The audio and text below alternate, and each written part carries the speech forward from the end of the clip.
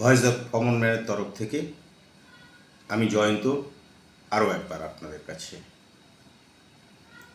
আমরা এই যে চ্যানেলটা তৈরি করেছি, এইটা করেছি আরজি করের ঘটনাকে সামনে রেখে। আমাদের মনে হয়েছে যদি প্রতি মুহূর্তের আপডেট দেওয়া যায়, কিন্তু আমরা সত্যিই খুব সাধারণ মানুষ, প্রত্যেকে তার জীবন জীবিকার জন্য ব্যস্ত, তাই নিয়মিত আপডেট দিতে পারি না। তবু যেটুকু পারি সেটুকু যদি আপনাদের সমর্থন পাই তাহলে আমাদের ভালো লাগবে।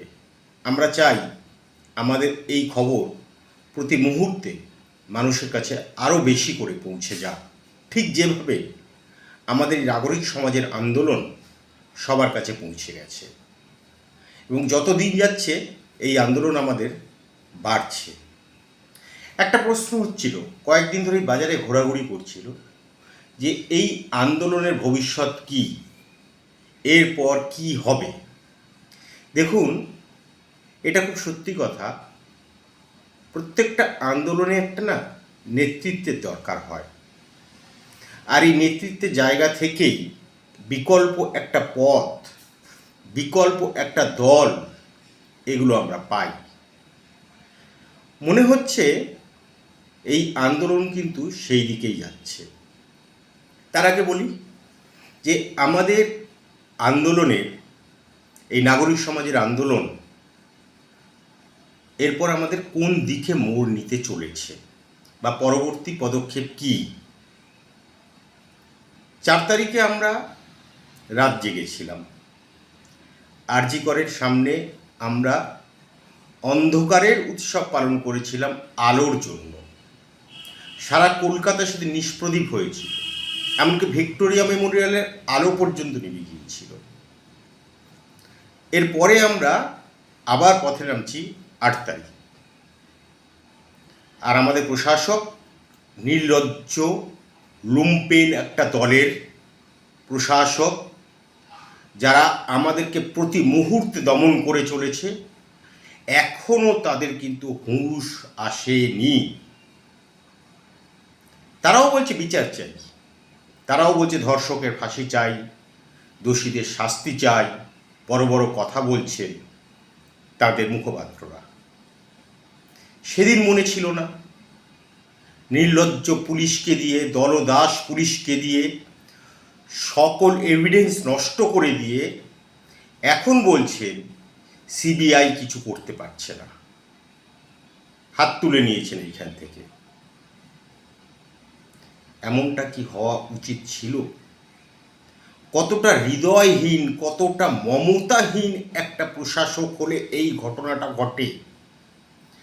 একজন ডাক্তার, একজন মহিলা ডাক্তার, একটা ফুটফুটে বাচ্চা মেয়ে, তাকে ওরকম নৃশংসভাবে হত্যা করা হলো।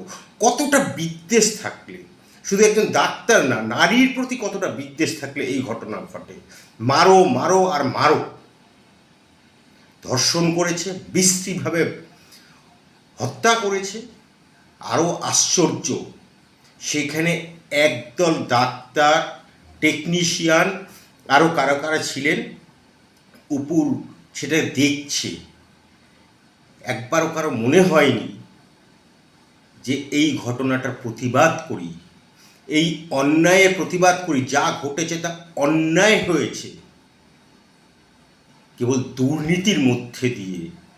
সেই মেয়েটি যে দুর্নীতি সব কিছু ধরে ফেলেছিল, সরব হয়েছিল, অনুমান করা হচ্ছে সেই দুর্নীতি যাতে বন্ধ না করা যায়, যাতে পকেটে আরও পয়সা আসে।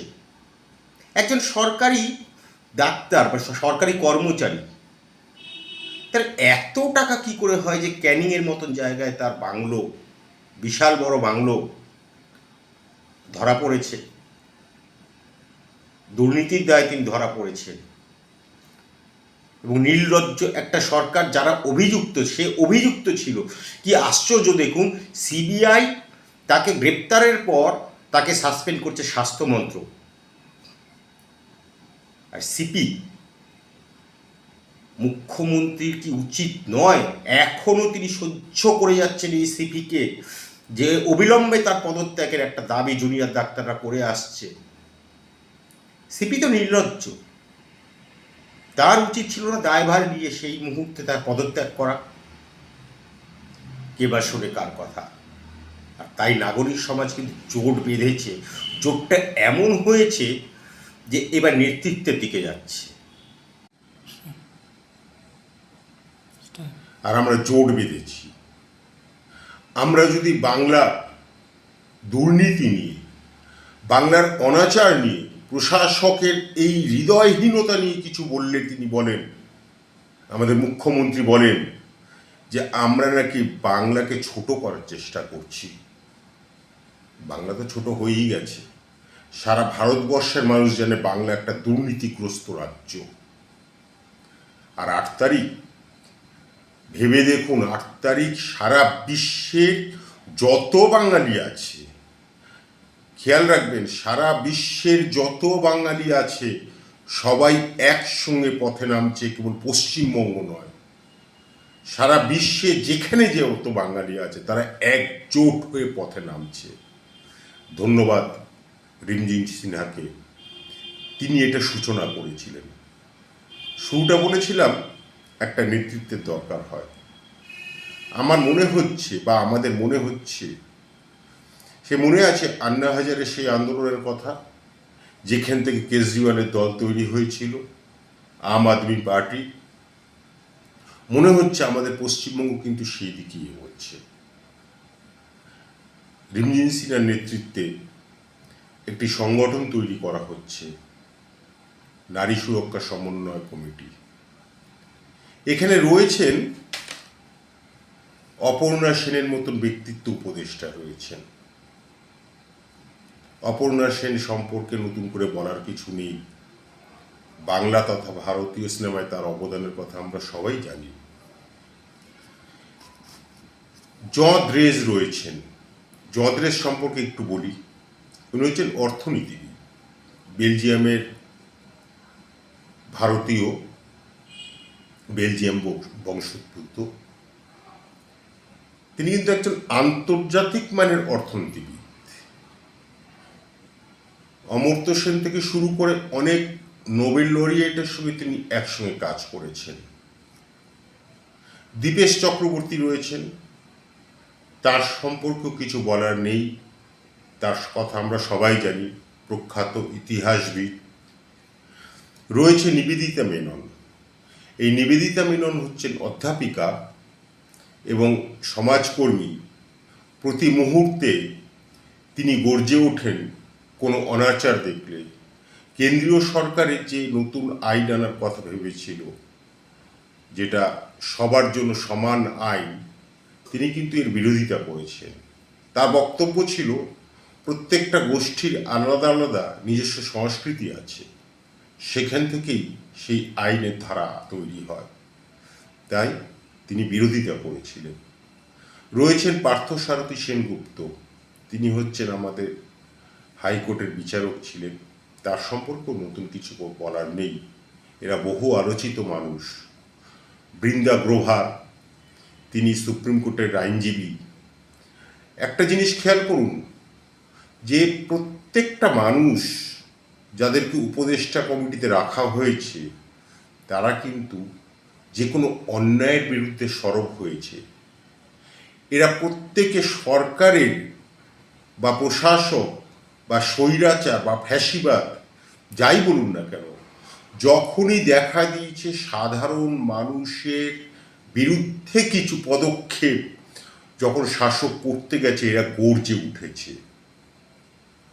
মনে হচ্ছে কোথায় যেন একটা মনে হচ্ছে, যারা বলছিলেন এই তো মহালয়া আসলো, এই তো আসছে পুজো, আন্দোলন এবার স্থিমিত হবে, না, তা হচ্ছে না। আন্দোলনটা কিন্তু জোরদার হচ্ছে। এই আন্দোলনটা যেটা বিচ্ছিন্নভাবে ছিল, সেটা কিন্তু এবার সংগঠিত হচ্ছে। এইটার খুব প্রয়োজন ছিল।